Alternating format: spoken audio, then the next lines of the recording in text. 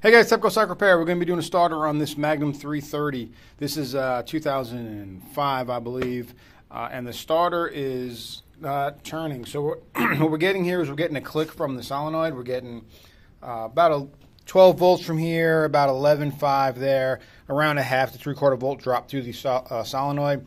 That's good. So we're going to go ahead and pull the starter out. Now, there's a couple ways to do this. The way that they say to do it in the manual is to remove this and remove the back cover, but I believe there's another way.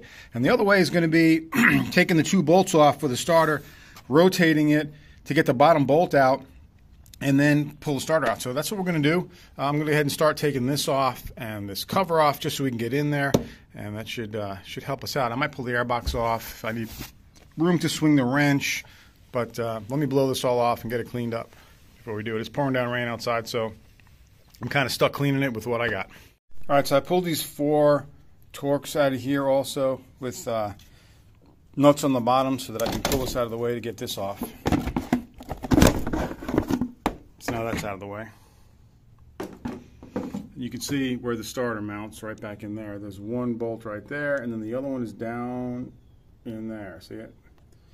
So that's behind here, of course, and they didn't give us an access plate or any way to get it off without having to pull this off. Now there's a puller for this. You can zap this off here, get the puller. It's a rod that goes inside there. You thread it in, and it pushes the whole clutch assembly out. But we're going to try to do it without having to take that out in case you don't have the tools. You should be able to do it here. So I got to still get this breather out right here. Yeah, and I guess the air box out and the breather out to get out of the way to give me some room. So let me get that out. All right, so here we are with the air box out, and we got to get that case breather out of here. This is just squirreled up here behind this. It just sits right in here. So we just got to take it off the bottom right here with the flathead. All right, and then we'll just pull this up out of the way, and here's our starter right here.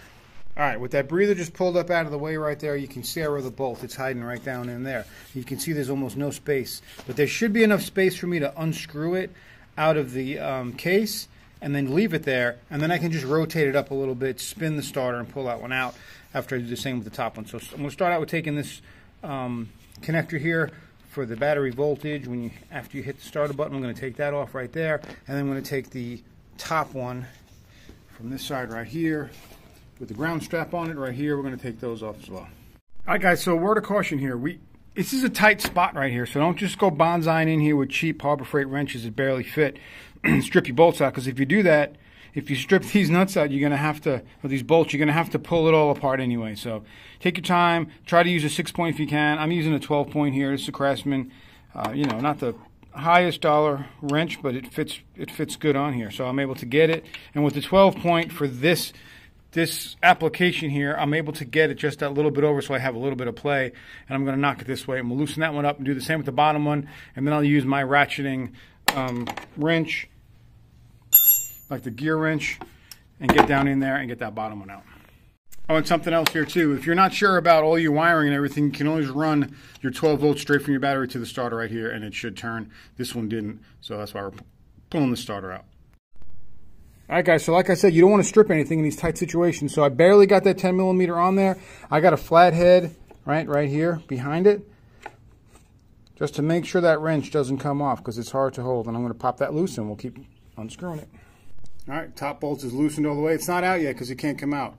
As soon as I rotate that starter a little bit, it'll let me get out. So now we get the bottom. This is when you need patience, because the bottom one, I already cracked it loose with this side. I'm going to have to go in and just do kind of one notch at a time all the way down in there to loosen that one all the way. So let me do that. All right, so I believe that bolt is out right there now. I got it all the way out as far as I can get it. It's actually pushing against, there's a little cutout groove in the plastic right there. And that's how tight it is in here. So what I'm going to do now is pop the starter off. I'm just going to slide the starter back this way here to get it out of the housing on that side with the O-ring, and then we'll try to rotate it up and start getting the bolts out. All right, so the starter's pulled out, and that one is not fully out. I have to loosen it a little bit more. Look how tight that is. It's up against the plastic, so keep on going.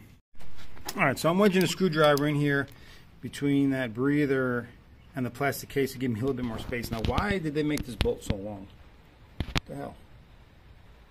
That can be a little bit shorter. It'll be just fine. All right, let me keep getting it out. All right, so I rotated it enough here to get the one bolt out. So now I'm going to push it back in. The other one's still wedged in there. I've just got to keep working it and rotating it and try to get it out. All right, so here you see I got the bolt.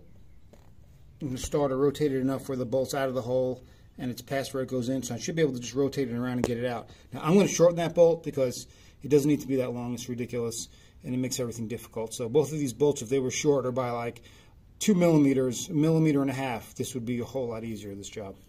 All right, I'm just working it here. This is the hole that went to that one, and I got the other one rotated around almost all the way out. All right, so now I got the whole starter kind of upside down, rotated out. So, boom, and then the starter's gonna come out.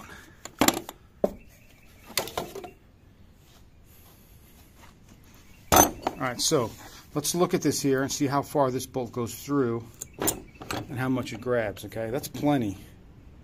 We can take probably 2 millimeters off that, make sure the threads are clean on both of these, and it'll go in and hold just fine. We won't have any problems, so I'm going to do that. All right, so there's my modified bolt on the right. That's all we need to take off, and this job will be easier. Just a little bit right there, about 2 threads. Make sure you're around the edge of it and it screws in and out nice and easily. All right, so we got the new starter slid back into place. I just greased everything up in there so it would turn for me nice and easy when I put it in, and it does. So I'm going to go ahead and put the bolts back in. I'm going to put this first bolt here in, rotate it all the way around, and when it's almost coming around, I'll put this one on. I'm going to scuff this all up and clean up our ground strap, put that one in, rotate it all the way, and then start tightening them back in. All right, now this wedge in here really works. Just sticking it down in there, giving me a little bit more space on that plastic, and then shaving that maybe 1 millimeter off of that bolt, and everything's going together a lot easier. So I got this one in here with the ground strap. I'm going to just rotate it around some more. All right, now you can see the bolt's in place down there, and then this one's in place up here. So now I'm going to slide all the way back in and start threading these bolts back in. All right, she's mounted up, both of the bolts, everything is tight. Let's put this starter hot line on right here, and let's see if we got starting power. All right, everything's back together. Line is on, battery's connected. Let's try it out.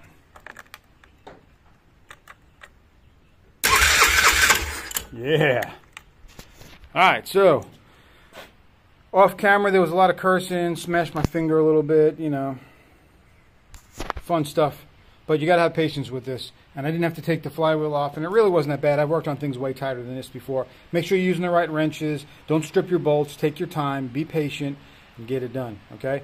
It's starting to pour down rain again out here. I got to go to my regular job, make some money. So, guys, please hit the like button, subscribe, hit that bell for further notifications. Till next time, this is Tepcocyclerepair. Now go ride.